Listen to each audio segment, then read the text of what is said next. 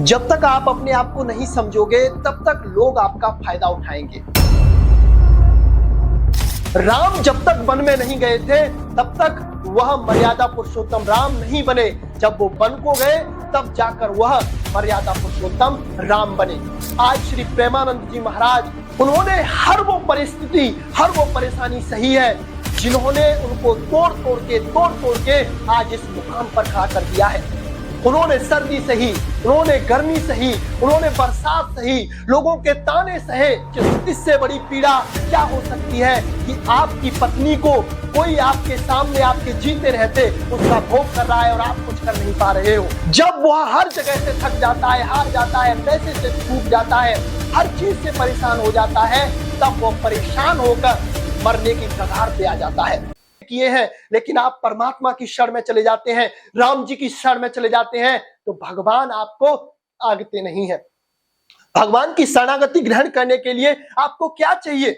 भगवान की शरणागति ग्रहण करने के लिए जो आपको चाहिए वो है आपका आत्मविश्वास, वो है आपकी समर्पण, वो है आपकी शरणागति। जब आप समर्पण शरणागति से भगवान के चरणों में जाते हैं तो भगवान आप पर अवश्य अवश्य कृपा करते हैं। जय श्री राम, जय हनुमान। एक व्यक्ति होता है, वो बहुत ज्यादा समृद्ध था, उसके पास सब कुछ था, रुपए, पैसे, धन, सब कुछ था, लेकिन उसके जीवन में एक कमी थी। वह यह थी कि उसके कोई संतान नहीं थी और वो संतान के लिए दर बदर भटक रहा था। उसके पास बहुत सारा पैसा है, वो चाहे तो किसी के भी बच्चे को गोद लेकर उसकी किस्मत संवार सकता है, लेकिन वो एक ऐसा बच्चा चाहता है जो कि उसके अंश से पैदा हुआ हो और उसके लिए वह तरह तरह की चीजें करवाता है, तरह तरह के लोगों से मिलता है, तांत्रिकों के पास जाता है, लेकिन भगवान के शरण नहीं जाता। जब वह हर जगह से थक जाता है, हार जाता है, पैसे से टूट जाता है, हर चीज से परेशान हो जाता है, तब वह परेशान होकर मरने की कगार पे आ जाता है और वो निश्चय कर लेता है कि अब मुझे आत्महत्या करनी ही करनी है। तो वह एक सुनसान रास्ते पे जाता है और एक घनघोर जंगल था, उसमें प्रवेश करता है और वहां पर एक बहुत गहरी नदी थी। उस नदी के किनारे जाकर खड़ा हो जाता है। जैसे ही उस नदी के किनारे जाकर खड़ा होता है, वैसे ही वह उस नदी में छलांग लगाने के लिए प्रेरित होता है। तो उसके अंतर मन से एक आवाज आती है कि पगले, तू सब जगह घूम लिया है, अभी तू भगवान की शरण क्यों नहीं गया? भगवान के पास तू क्यों नहीं गया है? तो ये बात उसके दिल में लग जाती है और वो कहता है कि मैंने संसारिक लोगों को सब कुछ दिया, रुपए दिया, पैसा दिया, मान सम्मान दिया और मेरी बुद्धि पर इतना पत्थर पड़ गया कि मैं प्रभु श्री राम जी या भगवान की शरण में नहीं जा पाया। तो उसने निश्चय किया कि मैं आज ही जाऊंगा और भगवान को अपना दुखड़ा सुनाऊंगा। तो वो जाता है और श्री राम जी के चरणों में उसकी जो भी विनती होती है वो सब कुछ सुना देता है और भगवान से प्रार्थना करता है कि भगवान मुझ पर आप कृपा करें, जिससे कि मेरे जीवन की जो परेशानी है, मैं जो संतान सुख से वंचित हूं, वो मुझे प्राप्त हो। तो वह ऐसी प्रार्थना करके भगवान के चरणों में वहीं पर बहुत ज्यादा रोता है, बहुत परेशान होता है। तो उनको एक स्वप्न होता है कि पगले, मैं तुझे बार बार अपनी तरफ आकर्षित कर रहा था, तू जिस जगह जा रहा था वहां पर मैं तुझसे कहलवा रहा था कि भगवान सब अच्छा करेंगे, भगवान सब खुश करेंगे, भगवान तुम पर कृपा करेंगे, लेकिन तुझे मेरी याद नहीं आई। तुझे मेरी याद कब आई? जब तेरा सहारा किसी ने नहीं दिया, तब जाके तुझे मेरी याद आई। तब भगवान ने उसको आशीर्वाद दिया और उसको संतान की प्राप्ति हुई। तो इंसान यही तो गलती करता है। पहले वो अपने रुपए के घमंड में, अपने परिवार के घमंड में, अपने बल के घमंड में इधर उधर भटकता फिरता है, लेकिन सब जगह से जब उसे ठोकरें मिलना शुरू हो जाती हैं, कोई भी उसका सहयोग करने वाला नहीं होता है, हर जगह से उसे हार का सामना करना पड़ता है, तब जाकर उसे भगवान की याद आती है। और भगवान की याद भी तब आती है जब वह कहीं का नहीं रहता है। तो मेरे भाइयों, मैं आपसे कहना चाहता हूं कि वह परम पिता परमेश्वर आपके लिए बाहें फैलाए हुए खड़ा हुआ है। आप उसके पास एक कदम चल के तो जाइए, वो तुम्हारे लिए 100 कदम पहले ही चल के खड़ा हुआ है। अरे भगवान के पास क्या नहीं है? वो तुमको क्या नहीं दे सकते? भगवान के पास अनंत बड़ा, उसकी कोई सीमा नहीं है। जो सोने का पहाड़ जिसे सुमेरु बोला जाता है, भंडार भरा हुआ है।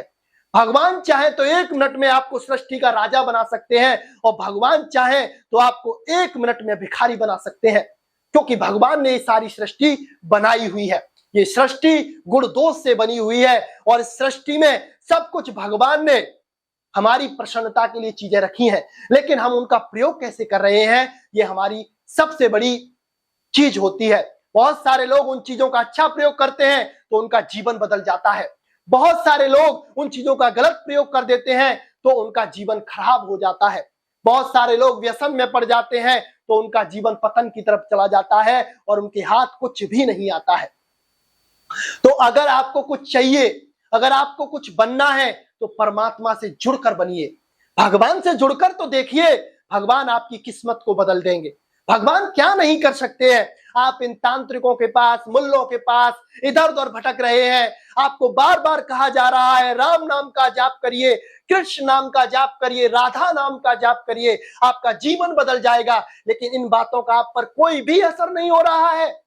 उन तांत्रिकों के, तामसिक क्रियाओं करने वालों के, मां संडा शराब आदि का भक्षण करने वालों के, भोग लगाने वालों के, उल्टी सीधी क्रियाएं करने वालों को आप लाखों लाखों करोड़ों करोड़ों रुपए दे रहे हो और उनसे अपना जीवन बर्बाद कर रहे हो। हम एक बार आपसे कहते हैं, हमारी बात को आप मान लीजिए, आप बस राम नाम का जाप करने लग जाइए। जो भी आपकी मनोकामना है वो आपकी मनोकामना पूरी ना हो जाए जब आप हमसे कहना, क्योंकि राम नाम वह तारण शक्ति है, राम नाम में वह भरण शक्ति है, राम नाम में वह संहारक शक्ति है, राम नाम में जो सृष्टि को 1 मिनट में प्रलय कर सकती है, जो 1 मिनट में सृष्टि की रचना कर सकती है, जो 1 मिनट में सृष्टि को खुशहाल और समृद्ध बना सकती है। तो राम नाम में सब कुछ है, बस राम नाम का आपको सहारा लेने की आवश्यकता है, राम नाम से आपको जुड़ने की आवश्यकता है।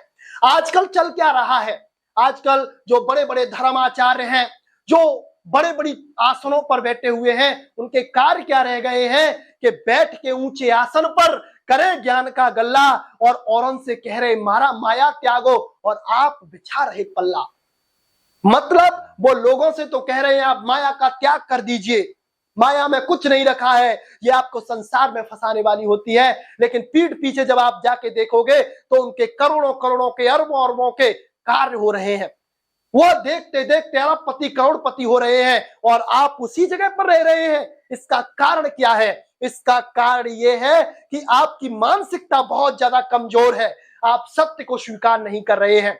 और जब तक आप सत्य को स्वीकार नहीं करोगे तब तक आपका जीवन नहीं बदलने वाला मेरे भाई। आप स्टाम्प पर लिख लीजिए इस चीज को, जब तक आप सत्य के साथ नहीं चलोगे तब तक आपका जीवन ऐसे ही खराब होता रहेगा। आजकल बहुत सारे संत हैं जो हिंदू मुसलमान करके लोगों को जुटा रहे हैं, बहुत सारे लोग हैं, बहुत सारे धर्माचार्य हैं जो धर्म की दुहाई लेकर लोगों को ठग रहे हैं, लेकिन उनके धंधे, उनके कार्य आप देखोगे तो आपको लज्जा आ जाएगी कि ये हो क्या रहा है। मैं किसी विशेष धर्माचार्य, किसी विशेष पंडित या किसी विशेष धर्मगुरु के बारे में नहीं कह रहा, मैं इस कलयुग की आप लोगों को एक रूपरेखा बता रहा हूं कि ऐसा सब कुछ चल रहा है। क्योंकि रामचरितमानस में तुलसीदास बाबा ने यूं ही नहीं लिख दिया है कि कलयुग केवल नाम आधारा, सुमिर सुमिर नर उतर ही पारा। क्यों लिखा है ये लिखा है कि कलयुग में ना साधन है, ना धर्म है, ना कर्म है, ना यज्ञ है, ना जप है, ना तप है, कुछ भी नहीं है। कलयुग में बस नाम है। आप राम के नाम से जुड़ जाइए, आप कृष्ण नाम से जुड़ जाइए, आप राधा नाम से जुड़ जाइए और योग्य गुरु की सानिध्य आप ग्रहण कर लेते हैं तो आपका जीवन बदल जाता है। भाई लोहा आप लोगों ने देखा है, लोहा जब तक लोहा रहता है तो उसकी मार्केट में कोई वैल्यू नहीं होती है, लेकिन जब वह लोहा किसी पारस मणि से टकरा जाता है या उसका स्पर्श पाया जाता है तो वो सोना बन जाता है, तो वो जो लोहा था उसकी सोने में गिनती होने लग जाती है।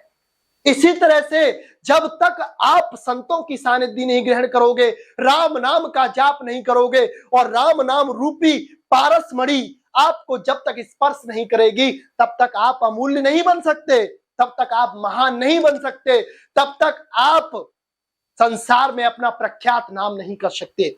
अगर आपको कुछ प्राप्त करना है, जो चाहिए वो आपको मिलेगा, बस नाम का आसरा ले लीजिए, हमारी बात मान लीजिए, नहीं पछताने के अलावा और कुछ आपके पास रह नहीं जाएगा। भगवान आपके लिए बाहें फैलाए हुए खड़े हैं, बस आपको उनके पास जाने की आवश्यकता है। आपका जीवन जरूर बदलेगा, जरूर बदलेगा।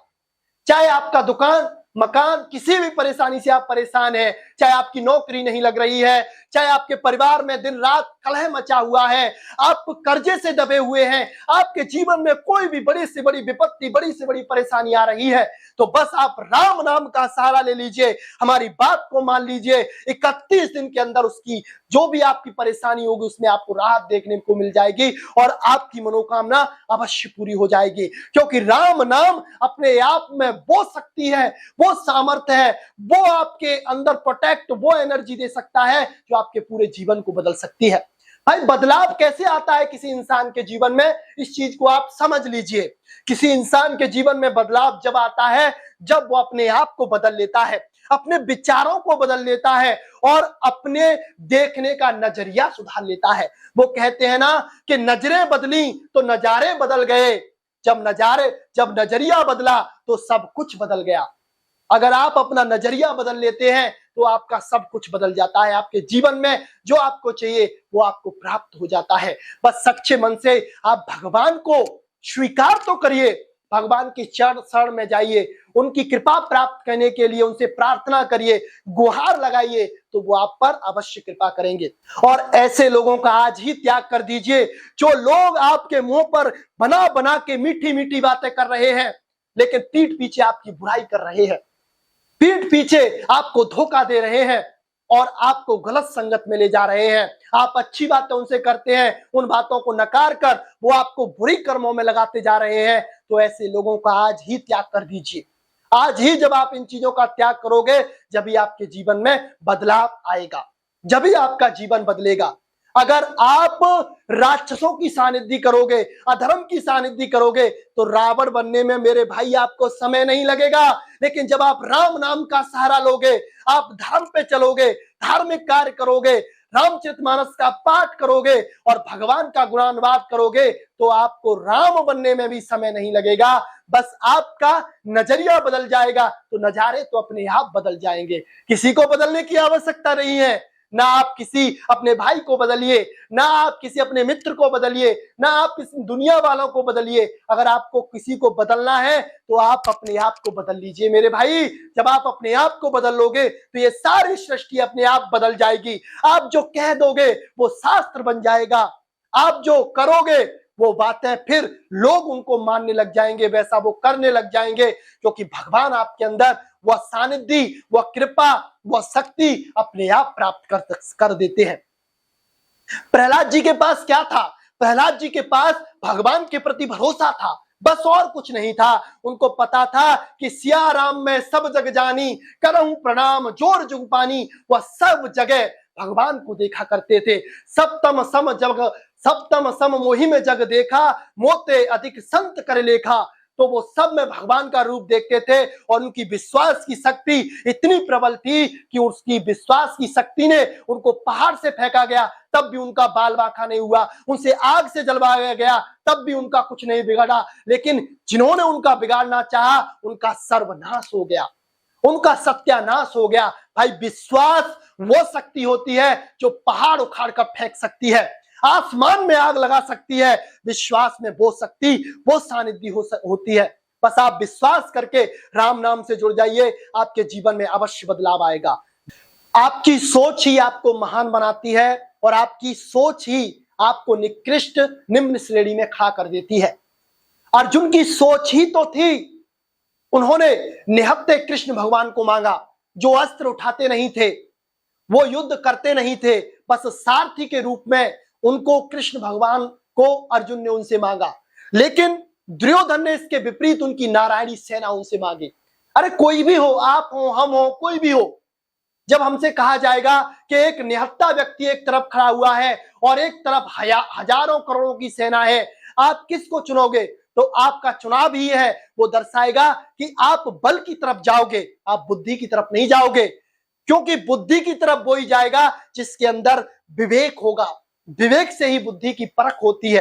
तो अर्जुन ने कृष्ण भगवान को उनसे मांगा, उनसे कहा कि आप मेरे सारथी बन जाइए, और युधिष्ठिर ने उनकी नारायणी सेना मांगी। और आप लोगों ने इसका परिणाम देखा होगा कि अर्जुन उस युद्ध का नायक हुआ और युद्ध में विजय धर्म की हुई, अर्जुन की हुई, पांडवों की हुई, कौरवों को पराजित होना पड़ा। ऐसा हुआ क्यों? ऐसा हुआ इसलिए, एक तो जो कौरव थे वो अधर्म की तरफ थे और जो पांडव थे वो धर्म की तरफ थे। लेकिन जिनका साथ थी, जिनका संग, जिनका साथ देने वाला, जो उनका मार्गदर्शक है, पथिक है, वो श्री कृष्ण हो, वो कहां हार सकता है? उसको जीत मिलना तय है।